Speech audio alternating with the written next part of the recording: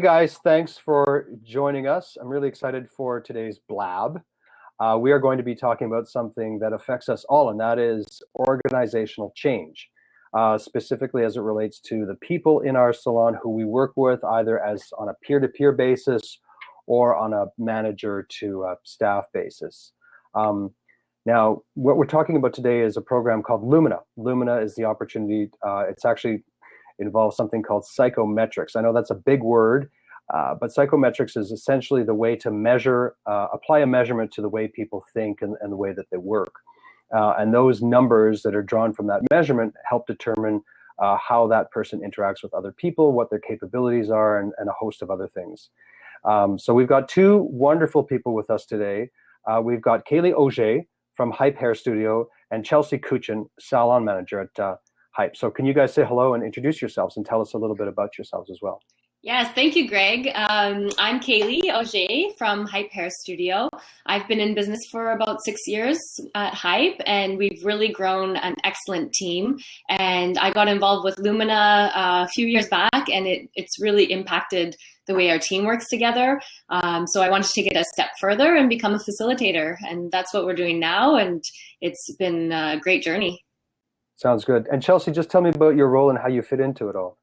Absolutely. So I've been with Hype for about a year. I've just been working on the management side of things, and I've really been so grateful for Lumina, as it's really helped me develop myself as a manager and being a better team member, and then also understanding what my team needs and fitting in exactly where they need me to be. So just really making it an application. That sounds exciting. So, I just want to throw something in here because I think this actually is a testament to whatever it is you're doing. And I want to congratulate you guys on winning, is it 3 gold awards recently in the West Ender magazine here or newspaper here in Vancouver. And one of them is Best Local Salon and actually the Best Vancouver Salon, isn't it? Yeah. Well, thank you, Greg. We are really excited this year because we have been winning gold in our neighborhood for several years, but this is the first year that we've taken gold for the city. So that was a real achievement for us. And next we're going for the Georgia Strait.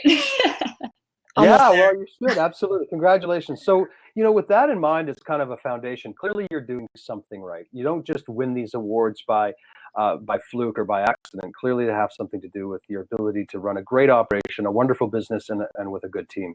So, Kaylee, let's talk about Lumina. Just describe to us what it is. Sure. So Lumina, like you said, is a psychometric tool, and it's based on learning your personality type and the personality type of others so that you can better interact with other people. So basically, there's a bunch of different tools out there that will kind of put you a little bit in a box and give you an idea of what your personality might be. Lumina takes it a step deeper, and they give you your personality in 3 personas. So you have your underlying persona, how you are when you're completely normal, no stress, in your element, just, loving life. How you are. That's me every day. Is it? Well, you're in a great place then. It also gives you your everyday persona, and that's the person that you most approve of. So that's the qualities that you really work on, hone in on. They may not be natural to you, but it's the person that you like to present to the public.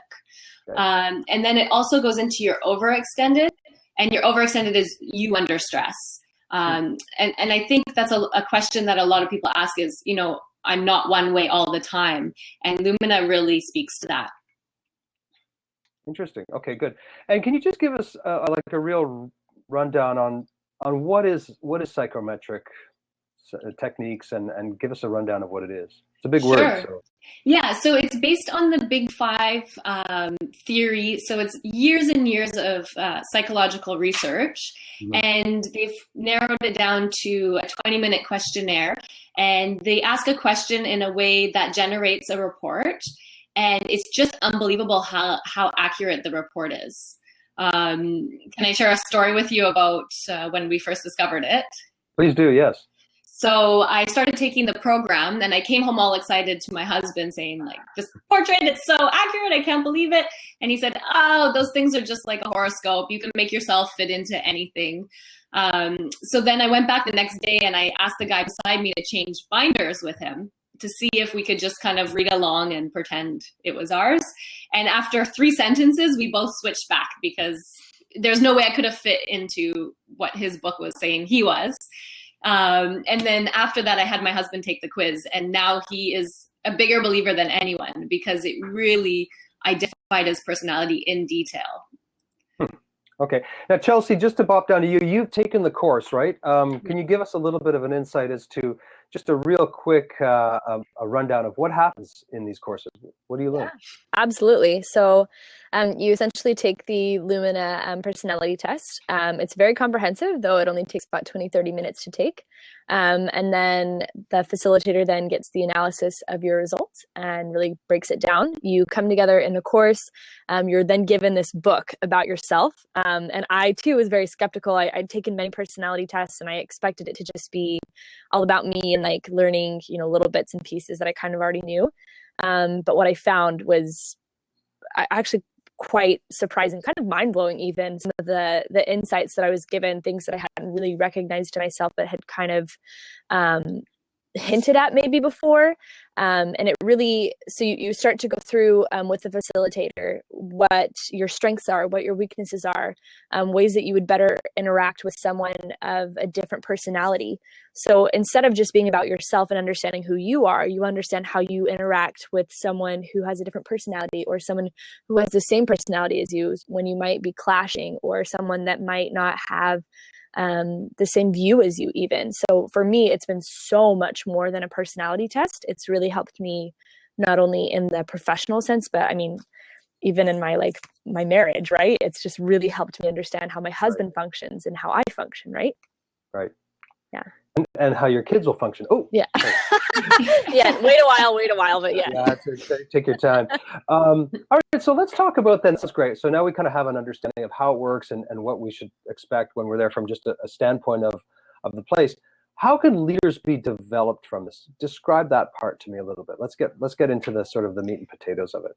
Sure. I think when we talk about leadership, the first thing that's important is to start working on yourself. And you can't lead a team if you can't lead yourself.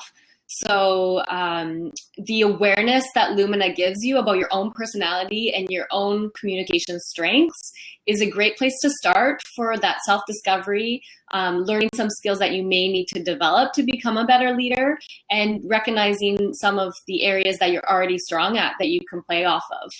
And I think that's the number one rule, and it's what pushes me to always keep growing, because it's the law of the lid. If your leadership will block everybody in your team if you don't keep growing. The team can only grow to your potential. So if you don't continue to grow and learn and improve yourself, you're going to block your team. And that's what really inspires me to keep growing myself, so that I allow room for my team to keep growing. Wow, that's interesting. It sort of reminds me of being humble as the first step of being a great leader, right? Yeah. Is to understand your own weaknesses and limitations clearly. Is it along those lines too, these sort of ancient teachings of being humble? Exactly. It's about, I think a lot of people think about, well, I like that you're using the term leadership, first of all, because a lot of programs are still management, and there's still this misconception that we can manage people. And, we could never manage people. We can't manage our kids. Right? Yeah, maybe inspire them. Motivation will only last so long if it's not intrinsic. So I think, as a leader, the difference between a management is that you're leading and they choosing to follow you. You're not put in this position of a manager and they're forced to follow you. You're a leader and they're choosing. So, that takes away this, idea that they're there and they have to do what you say. It's up to you to inspire them and to lead the way and chart the course. So you're kind of in the game with them. And I think that's a shift of thinking, especially in the salon industry. A lot of the owners, they just want people to do what they ask and keep quiet. And When you really come along and play the game with them and show them the way, you'll have a lot more success. And I think with Lumina too, it's just, you learn so much about how to inspire them, because for me, what works in my motivational aspects would be one thing, and then for other team members, it's a totally different thing. So having Lumina, you learn that what motivates one person is easier to find with the Lumina tools than another, right? So Lumina is just, it's really important in understanding what will actually be there to get their motivation, right? So Chelsea, I wanted to ask you, and those are great points, absolutely. I wanted to ask you, when you first started, you've been with Hype for a year now. Mm-hmm. Obviously, you came in without the training, is that right? You were trained after you joined Hype? Kaylee was big about Lumina, so I came in for a few days without the Lumina training, and then she sent me right in. Yeah. Get them while they're young. Exactly. So did you tell us about the differences you saw that Kaylee was just talking about in terms of leadership? Did you see that in the salon when you walked in? I mean, right from the get-go, right? From your interview and everything else. Did you notice it? And if so, can you describe it to us? What does it look like? I mean, I pretty much thank Kaylee for it every day. I really. When I first came in, I thought, okay, the best way to, lead a team is just to be rah cheerleader the whole time, and just like my positive energy will be everything for them. And I learned so fast that is not the way. And I was so disappointed that I wasn't getting these results. And so as soon as I started taking Lumina, I realized, I'm like, oh, okay, I see that not everyone likes having a rah cheerleader in their face approach. Okay, that makes sense. But then understanding that my personality isn't wrong, but the approach to motivate someone else needs to be a little different. I need to adjust a little bit for someone else. And so as I started applying the Lumina tools, the responses changed. I mean, I don't want to say instant, but just about instant. I mean, it took a very quick turn for the better. So really the application is very simple. It's if you're humble and willing to learn and then to apply, you'll see an immediate difference, because it's so much more than doing unto others as you would have them do unto you. It's like the platinum role. It's doing unto others as they want to have done unto them. So you really can lead them better, and you can really treat them like they need to be treated, because you know how they want to be treated, right? And it's just so much more effective. Right. Interesting. So give me some specific examples of how staff, and Kaylee, maybe this can come from you because you're more the manager role in this whole setup. Although I guess, Chelsea, you are indeed the salon manager. How can people be better managed using, and you talk a lot about these tools, we'll get to that in a moment, but just tell me in what ways they can be better managed. Okay, so again, I don't believe that people can be managed. It's systems. It's systems that we manage. So first off, it's having the right systems in your business, and then managing your systems.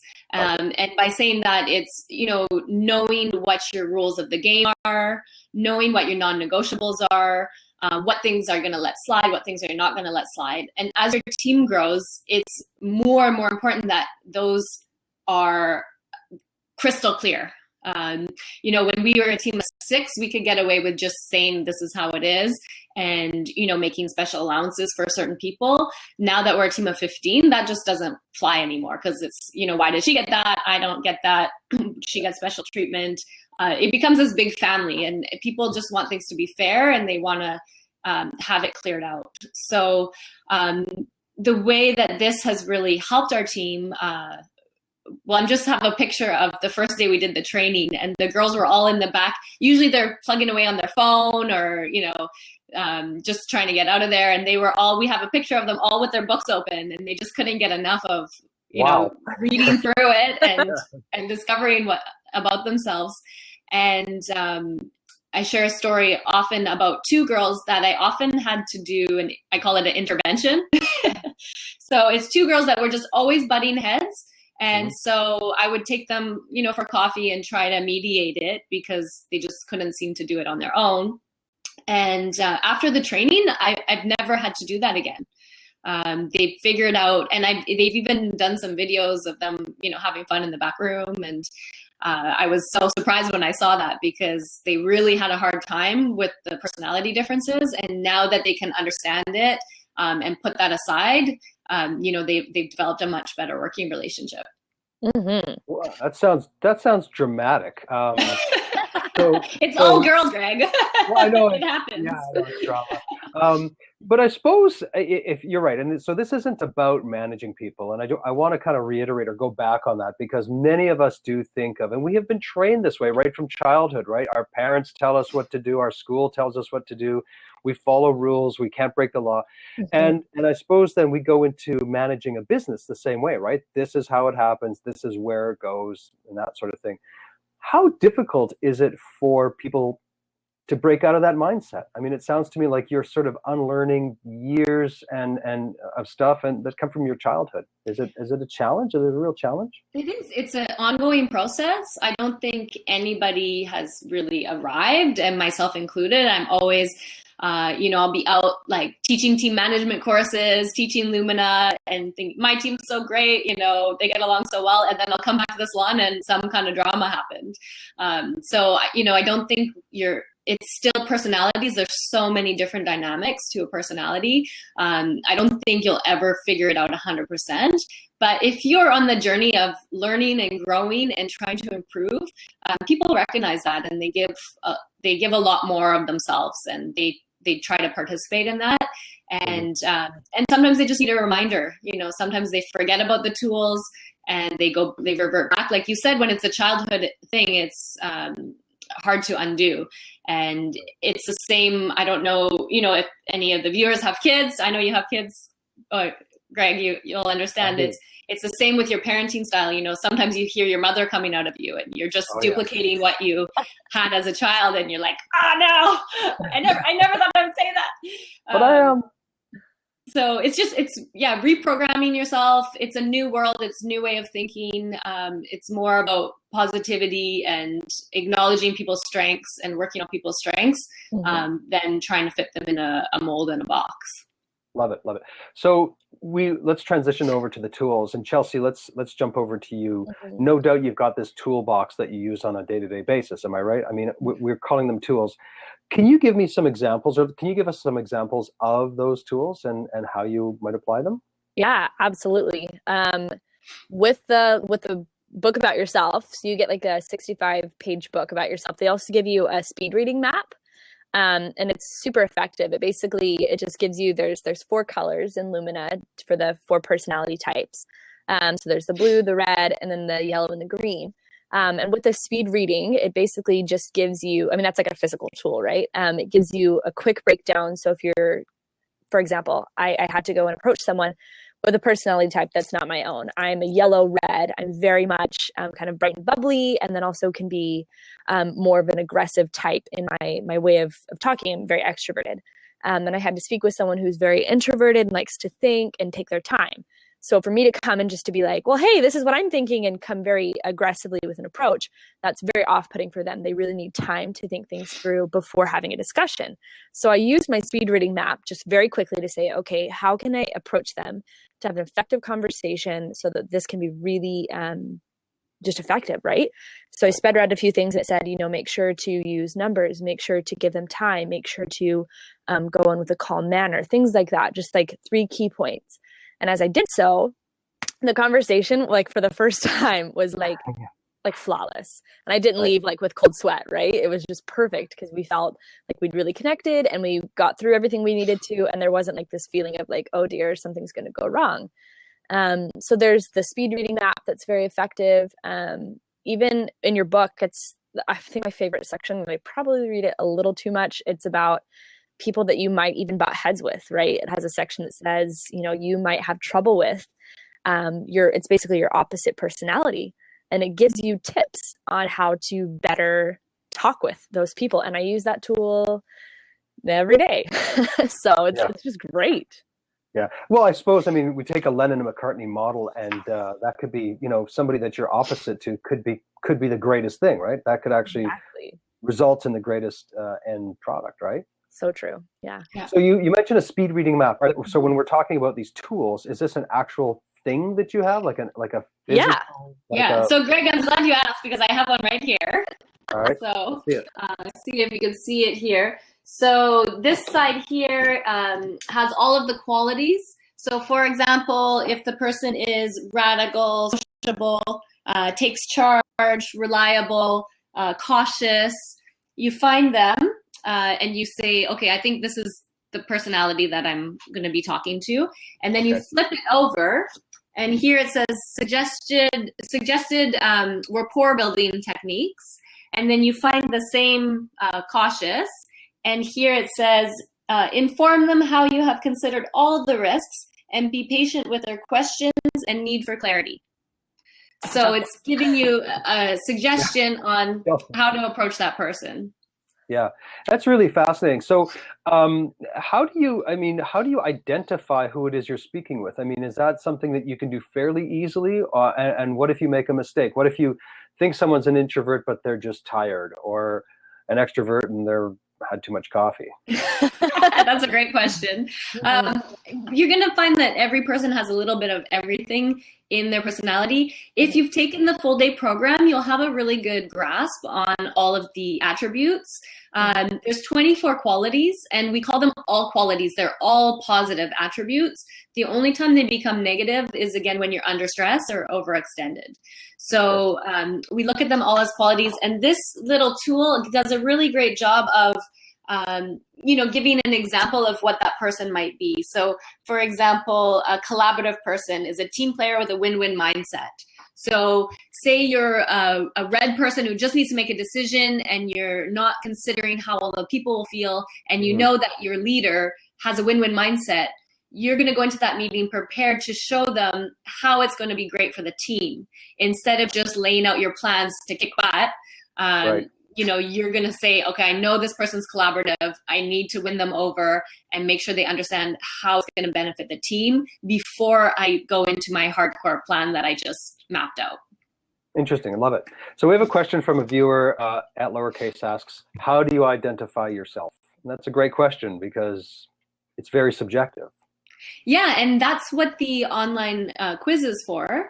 So again, by just learning the 4 colors, you can get a really basic understanding. Usually people could say like, oh, I'm pretty sure I'm this, and have a really good guess. But when you do the 20-minute online assessment, it gives you that book. And what I discovered is in my courses, usually I have 97% or plus. So I always ask them, how accurate do you find this? And I've always had 97% and plus. And the odd time, if maybe they didn't answer the question with their first gut response, it will come out a little bit skewed. But the beauty of it is then they can say, hey, I'm not this, I'm this. And so by the end of the day, whether you answered the questionnaire a little bit off or you don't agree exactly with what's in the book, it does give you that self-reflection to say, oh, well, I'm not this, I'm this, and to start to find the group of peers that you relate to. We also have this big mat that we use with all the qualities. So when we do this with a team, we have everybody stand by their strongest qualities. And it's amazing to see your team. Yeah, and this was because I had a couple people on my team that I felt, I just never seemed to connect with them. I feel like I connect with the entire team, and there was just 2 that was, a little tough for me. And we got this mat out, and we all stood on the mat on our side, and pretty much our whole team was on one side, and we had the 2 people on the other side. There they are. I'm like, okay, they're coming from a totally different perspective. Right. And this brings us to another really interesting point, is we tend to hire people who are like us, which can be... That's a danger, is it not? I mean, it's detrimental to your company to have only people like you. It's very, So this was another thing now I use in my hiring process, because, and I actually, what I did last time, which worked out amazing, is I circled the qualities of the person I was looking for. And my top applicants did the test, and I actually hired exactly the person that I was looking for. And she's been, a beautiful fit to the team, and she's really balanced out. We're really heavy on the red yellow, which is our hairstylist, which is what I was as well. And I think that personality makes a great hairstylist, but for a manager or for running the front end, a disaster. Put me on the front desk, it's a disaster too. So it's just really opens your eyes and gives you some tools to make different decisions and not always just go with your gut response. So Chelsea, tell us how you feel about that, because you've got to manage You need to, it's your title, salon manager. Yeah, I know. Salon leader, we should change your title. Right. You're working with these people, and in working with them, do you find that this hiring practice works? Is it effective? Extremely. Yeah, it's amazing. Kaylee did she kind of revealed that after the hiring process that this is what she was doing, this Lumina testing. And it was brilliant. And as we were going through and hiring some new members of our team, having had some Lumina training, it was brilliant to look and see, after having managed or led for a while, I've done it myself. Led for a while these girls that are so talented and can be sometimes so strong-willed, seeing what we need for balance, what colors we needed on our team to really bring out the best of us. Because again, if you have one of too much of something, it could be a good thing, or it could kind of lead to some issues being too heavy one way, right? So it's been really helpful to have that understanding and really grasping that, so that when we go into the hiring process, we do understand what we need and what we're looking for balance. So a lot of, one thing we need to do in salons and in business in general is delegate, right? We have to delegate responsibility to people. And effective delegation is actually a very tricky thing. I mean, how many times have we asked somebody in our team to do something and they can't do it right? Either they miss some points, or they're late on it, or they procrastinate, something happens.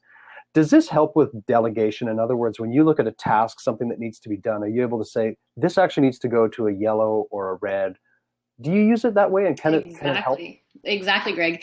If if I have something that's needs to be documented very carefully, all the I's dotted, all the T's crossed, and I give that to our yellow personality, who is our social butterfly, doesn't have much attention span.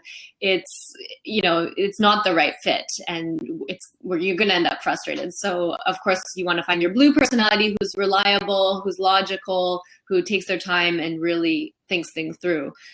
So this is a great tool for delegating to the right person, and really trying to keep people working in their strengths and not putting them on things. You don't want to set someone up for failure by delegating them a task that is not in their skill set. Mm-hmm. Right, and that's totally ineffective as well, right? Yeah, exactly. So I want to ask, we're talking a lot about sort of what you can do in your strengths. What about areas for improvement, and how does that work both for the person who is on the course and is aware of it, but also for people who may not have taken the analysis yet? So in what ways could we improve ourselves and identify the weaknesses? Yeah, I think a simple one to understand is introvert versus extrovert. So I think it's first of all slowing down and taking time to put yourself in the other person's shoes and think about how they like to be communicated to. But one really easy one is you can usually see an introvert for an extrovert, and extroverts tend to sum the person up and say they must not be interested. They didn't react to what I said, so I didn't see a facial expression. They don't like me, and come to a lot of assumptions. So I think it's just giving people space to be themselves and not coming up with assumptions right away based on their body language, because an introverted person, they go so deep inside that they don't have energy left to make facial expressions.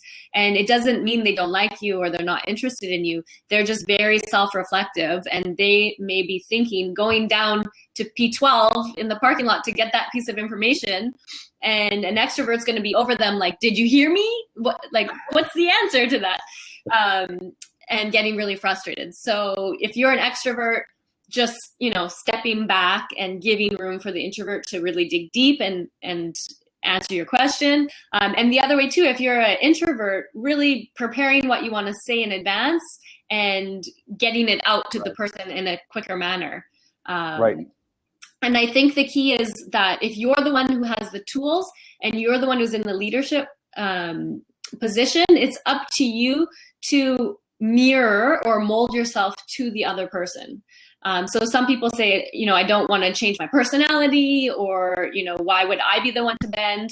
Well, if you're the one who's educated with these tools and you're the one who wants to get the result, then it's up to you to try to mirror that other person. And same if it's a client or a prospect or anything, then it's really up to you to do the work to mold yourself. Yeah, and as you said in the beginning, it's about getting the people to follow you, right? Yeah, To be, you can't be a leader if no one's coming up behind you, right? exactly. Hmm. So let's talk a little bit about performance increase, because we all want more performance from our team. We want things to work better, faster, more efficiently, less waste, productivity and performance. In what way can the system improve that and enhance it? And Chelsea, if I can start with you, because you do work with people on a day-to-day basis. I'm sure you do too, Kelly, but you see it on a different level. Yeah. Tell me what you see there, Chelsea. Do you ever get wowed by the levels of performance that your team is putting out? Every day, definitely. It's really amazing to see. Even as we said, we're always evolving. So we do these Lumina refreshes at our team meetings. Kaylee will always give us a little refresh of what we've already learned, and you'll almost always notice like a spike in our performances, even in our tickets, even in our sales tickets, right? Because the clients are feeling more, they feel more of a response from the stylist. The stylists are listening more, they're connecting more because they're using those tools that they have, and they've remembered them to connect with their clients and to really understand them and listen. And so you find that it's not only helping the team be more effective, so there's more efficiency, there's less things happening that are causing more conflict or issues, so things can be smoother and calmer in the salon, and the environment therefore is more positive and happy, right? But also the clients are benefiting from it. They're feeling the positive side of that tool. And so I definitely would say that we've felt a major increase in performance from the Lumina tools just on the client. I mean, it's pretty clear when someone is tapping into that and really being aware and listening and understanding. It's really amazing to see. Just as you're speaking there, I just realized that you can also appeal to all of your clients. You get to understand your clients better too. It's true. It's very true. No, we definitely, there have been many times when back in I used to work in retail. I was management in retail for years and years before this. And I used to think like, oh, they're just people that, aren't meant to talk to me. And now having had this training, I'm like, oh gosh, I wish I could do everything, because you really understand that there are just so many different personality types. There really are. And so as you're discussing things with a client, or even just cashing them out, at the end of an appointment, the way to close with someone, the way to finish and send them off is very personalized. It's very different. And that can give them a much better experience if you're really tailoring it to them. Yeah, I mean, you're high-fiving and hugging and, backslapping, or you're not. Right. And certainly, I don't think that would be with an introvert. Exactly. Well, introverts have a lot to offer, don't they? They think deeply, like you say, going down to P12. I love that. And coming back with a very well thought out answer. So we can never discard these people. We can never assume that they're bored or not interested or vacant.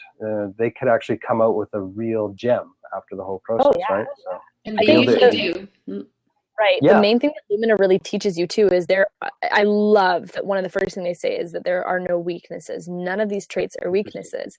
An introvert is not a weakness. An extrovert is not a weakness. For years, I felt like my talking was this huge weakness that I had, until I learned, well, reining it in becomes a strength, but really understanding that it is a very much of a strength, and that there isn't anything wrong with a person who wants to be more to themselves, right? It's very much understanding that everyone is just different, and that's a great thing.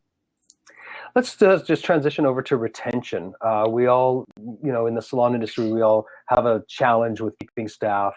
Staff go as quickly as they come sometimes, and certainly generationally, we've come into a period where the length of time people work in one place is shortened down. Of course, replacing staff is expensive, it's costly, it's disruptive, it can mean the loss of clients. We all know. Can this help with retention, and if so, how? Yes, Greg, this definitely helps with retention, and it goes down to the retention of your client and the retention of your team. And the reason it helps is the retention is all about creating rapport, and also I talked about earlier, just keeping the bar higher. When I think back into my career, the changes that I made were always at the point where I felt like I reached a plateau within that company. And I think people leave for two reasons. One, they feel that they have no more opportunity with you, or two, there is some kind of personality conflict going on. So this can help you in both ways, because it can eliminate a lot of the drama and the conflict just by the tools that you can use and by understanding yourself. And it can also help the leader to grow themselves to be able to keep challenging their team. Okay, good. Yeah. Tell me what kind of performance, when we're talking about performance, can you take a stylist or a technician at your place, and can you take them up to the next level using these tools? I mean, maybe they're stuck in a rut and they're not advancing and they're feeling personally deflated. How can this system help them and launch them up and take them to the next level? Well, we do one-on-one reviews with our team, or we call them business development meetings. Right. And the difference is, again, you're going to naturally work well with the people who have similar personalities to you. And you probably know how to inspire them because they may be inspired the same way that you are. So how this will help you is to be able to also inspire other people who are not like you. And like I said, I'm using this as an example because it is personally, my example is that I am an extrovert. I had some of my team that are introverts comment that they felt the change in our one-on-ones because I can manage to sit and really listen and let them come up with a response. And the funny thing is, all us extroverts, we always want to, if they're taking too long to answer, we just want to answer for them. And now that I've learned to bite my tongue and just sit there patiently waiting for the answer, never once has it been the answer that I would have answered for them. And always, it has been a much more brilliant answer that they've come up with. And so it's led us on, the path of really discovering what they needed to grow and to support them in their own personal and career development. And of course, that results in your bottom line at the end of the day, even though that's not your intention going into it. When they're performing better, your company's performing better, your clients are happier, it always results in the bottom line at the end of the day. Wow, that's such a great insight. It was really hard for me not to finish your sentence there. Are you an extrovert? We're all extroverts. Yeah, it's terrible. No, I'm just kidding. Do you concur? Do you feel the same thing? And about better tickets, more money, more happiness, just a better all around environment, not just for the people who are exercising this program, but also those who are working with them. Absolutely. I found just a small example there. There's one team member who is not motivated in the slightest by money. You could offer every bonus in the world, but she would not be motivated by it, right? What motivates her is seeing the success of others, is seeing success in the salon. So for her, we had to kind of adjust our tools and what we were doing to really motivate her, right? And then for another, money is everything. That's where they're really just trying to build their lifestyle that they want. And so understanding, even just going in for those personal meetings when they're feeling like they're lacking motivation, being able to understand and to listen using the proper tools, and then finding their motivation and then really using it and driving them with it and helping them just come out of that rut. It's amazing to see. And then it's amazing. I venture to say that almost always when someone kind of comes out of that slump, they'll kind of help another. They use that same tool because they feel that inspiration. They feel that feeling of positivity almost. And it just kind of radiates throughout the whole salon. So yeah, it definitely has worked for the stylists and the technicians alone, to myself, to the clients, to everything. It's an amazing tool. Love it. I like.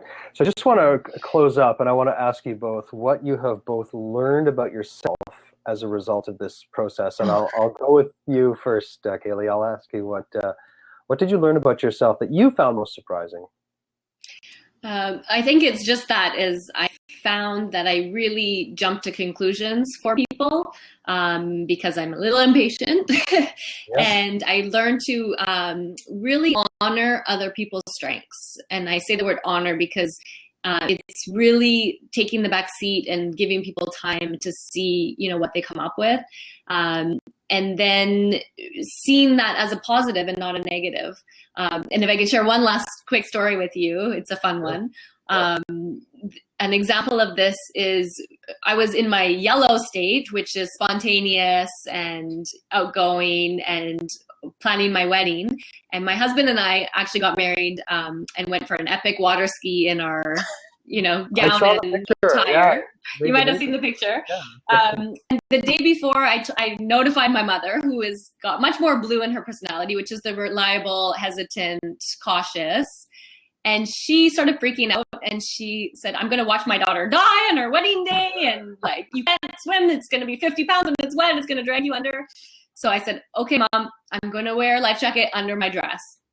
Let me tell you how happy I was when I hit that freezing cold water with the 50-pound dress that I had a life jacket on. And it would have never, ever occurred to me to wear a life jacket because I swam competitive most of my life and didn't ever think about drowning. So yeah, when I popped up with the life jacket and I was floating there, I was like, wow, that was great. And, you know, I could have seen it two ways. I could have seen, oh, she's raining on my parade. I just want to have a great day. Why is she bothering me? But the Lumina gave me the tools to say, no, actually, when I want to do something crazy, the best thing to do is ask somebody with the opposite personality, what are all the things that could go wrong? And let them tell you, and then make an action plan against it instead of thinking they're just being negative against your great idea. So that was a key learning point for me, and it's impacted my life in so many ways. That's brilliant. I love that story. That's great. Chelsea, how about you? What did you learn about yourself, and was it a surprise? Man, how bold should I be here? What can I share? Go. I think one of the biggest insights for me, just on a really personal level, that like just really changed my marriage. One of this that was a really small sentence that just said, you have a tendency to run off and take charge of things, or to take charge and run off with them. I just kind of skimmed over it and hadn't really thought much of it until I was at home with my husband and we were talking about like some trips and plans and things. And I noticed that I was just dominating everything. I was like, I wasn't letting him speak. Essentially, I was really just like taking full control. And he had great ideas, but I wasn't letting him say anything. And then I noticed a few days later that I was doing the same thing when we had a conflict arise with, you know, some situations, and I was just running off and taking charge of everything and wasn't letting him do anything. And so I took a step back and was reading my Lumina book and recognized that I definitely was doing that I was not doing justice to my marriage, I was doing it in every aspect of my life, really. And so it was very insightful for me to realize that most people have really great ideas, not just me. And they can be so beneficial, and they can have great suggestions, and I needed to stop talking and to stop taking charge and to let others have a turn. And as soon as I did that, I think it was like a week later, my husband was like, this is really nice. This is a nice conversation. Wow, good. So it's made a big difference. Yeah, my marriage is great. My team is so much happier. It's really just been such a big difference for me. And that's just one of the aspects too, right? Yeah, absolutely. It's all about these relationships, right? Oh, yeah. Yeah. Well, I want to thank you both. This has been great. Wonderful insight. I'm hooked. I want to find out what color I am. So yeah, we'll get you in there. Yeah, sounds good. I'm not. So once again, thanks, guys, and look forward to chatting again sometime. Thank you so much, Greg. This has been such an awesome opportunity for us. Thanks. My pleasure. Okay. All right. Have a great day. Bye. Bye.